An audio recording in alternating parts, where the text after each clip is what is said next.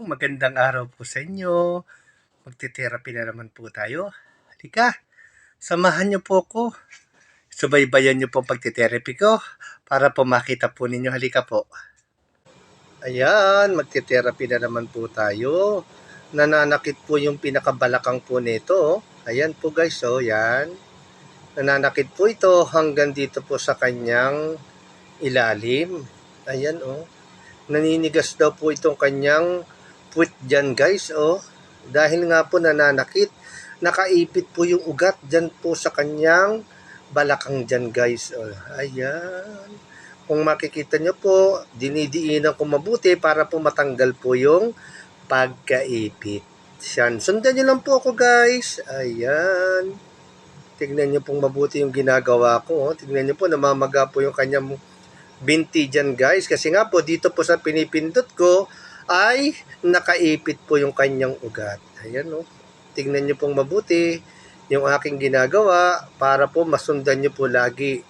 Ayan, kapag ka po nananakit po yung ating balakang hanggang dito po sa lower back na ito, dapat po ganyan po ang pagte-therapy natin. Ayan po, maga po siya guys, yan, lalo na po kapag ka po nagkakaedad po tayo, ganyan po ang mangyayari sa ating mga balakang. Ayan ayan, ang tigas po niyan guys,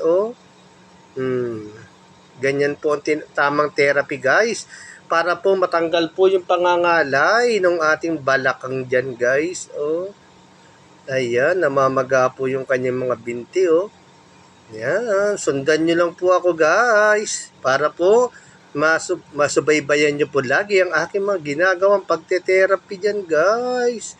Ayan tignan po ninyo dahan-dahan ko pong pinipindot yan dahil nga po masakit. Ayan, yan po yan po, kabilaan po kasi yan, nananakit daw po yan pati po itong kabila ay nananakit na rin, kaya po dapat po dalawa po yung ite-therapy natin. Ayan, tignan nyo po yung lower back po, dito po sa gilid ng spine. Yan. Subaybayan nyo po lagi guys, para po lagi po kayo naka-update sa aking ginagawang pagte-therapy. Tignan nyo pong mabuti. Ayan. Tignan nyo po siya magang-maga po yung kanyang balakang. Kaya po, ganyan po dapat yung gagawin kapag ka po nananakit po yung ating mga balakang. Ayan, tignan nyo po aking ginagawa. Ayan, subaybayan nyo lang po. Ayan, unti-unti ko po tinatanggal yung nakaipit na ugat dyan guys. Ayan, thank you for watching guys. Sana po pakishare naman po yung aking mga video. Kahit baguhan lang po ako dito, tulungan nyo lang po ako para po kumalat po ang ating video. Salamat po sa inyo.